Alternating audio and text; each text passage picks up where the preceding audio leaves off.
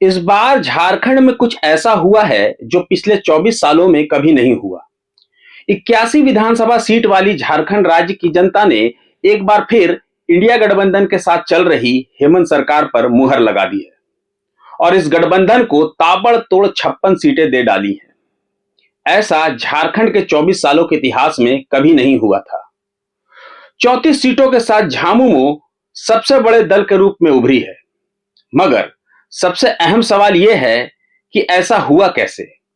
पिछली सरकार ने ऐसा क्या कर डाला कि इस बार जनता ने इन्हें बम्पर वोट देकर 56 सीटें दे डाली?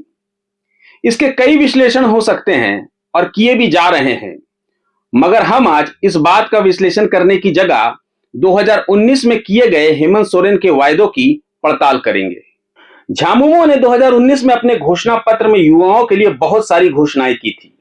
युवाओं के अधिकार के तहत झामुमो ने वादा किया था 2 वर्षों के अंदर सरकार राज्य में रिक्त विभिन्न सरकारी पदों पर लाखों झारखंडी युवक युवतियों को नियुक्त करेगी। लेकिन सच्चाई यह है कि आज भी सरकारी विभागों में लाखों सृजित पद रिक्त हैं।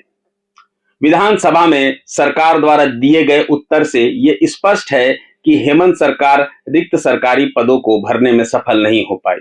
इसके साथ ही पेपर लीक का भी एक अहम मुद्दा है। इसी तरह युवाओं को बेरोजगारी भत्ता देने का झामुमो का बेहद आकर्षक चुनावी वादा भी फलीभूत नहीं हुआ।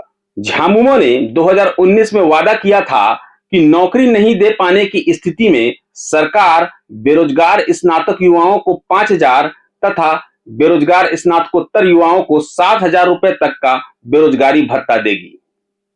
सरकार बनने के बाद इसकी चर्चा ना के बराबर हुई। बेरोजगारों के लिए ऐसी कोई व्यवस्था नहीं हुई। वहीं गरीबों के अधिकार के तहत झारखंड मुक्ति मोर्चा ने 2019 के विधानसभा चुनाव में बेहद लोक लुभावन वादा किया था कि हर घर गरीब परिवार को 72,000 रुपए की राशि सुनिश्चित की जाएगी।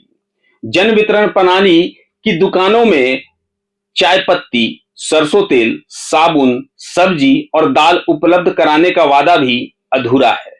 जेएमएम ने 2019 में राज्य के अल्पसंख्यकों से भी कई वादे किए थे, जिसमें सच्चर कमेटी की रिपोर्ट को लागू करना पहले नंबर पर था।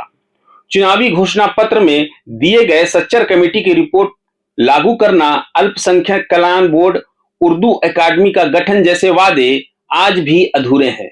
2019 के विधानसभा चुनाव से पहले झामुमो ने राज्य में खेलों को बढ़ावा देने के लिए मतदाताओं से कई वादे किए थे, जिसमें कहा गया था कि पंचायत स्तर से लेकर राज्य स्तर तक खेल के क्षेत्र में विभिन्न पदों का सृजन किया जाएगा ताकि खिलाड़ियों को नौकरी मिल सके।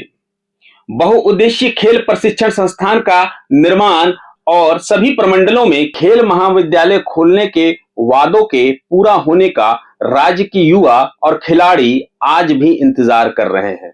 इन अधूरे वायदों को लेकर सरकार अपने पक्ष में एक दलील शुरू से देते हुए आई है, वो ये कि कोरोना महामारी की वजह से काम नहीं हुआ। यह सच है कि 2019 में हेमंत सरकार के गठन के महज 3 महीने के बाद ही कोरोना ने राज्य में पांव पसार दिया था। कोरोना काल में राज्य में बेहतर मैनेजमेंट का श्रेय हेमंत सरकार को जरूर जाता है।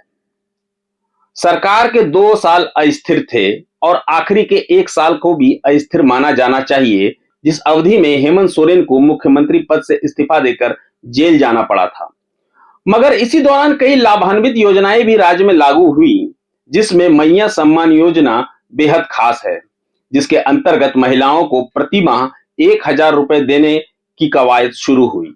साथ ही बिजली बिल माफी योजना भी कारगर साबित हुई। इस बार इंडिया गठबंधन 1 वोट 7 गारंटी के साथ सत्ता में वापस आई है, जिसमें मैया सम्मान योजना के अंतर्गत महिलाओं को 1,000 रुपए देने वाली राशि को बढ़ाकर 2,500 रुपए कर देने का वादा भी शामिल है। अब देखना दिलचस्प होगा कि आने वाले 5 सालों में क्या हेमंत सरकार इन 7 वादों के साथ साथ अपने अधूरे वायदों को भी पूरा कर पाती है या नहीं। फिलहाल मुझे दीजिए इजाजत, मगर जुड़े रहें प्रभात खबर डिजिटल के साथ। प्रभातखबर.com, विश्वास वही, रफ्तार नहीं।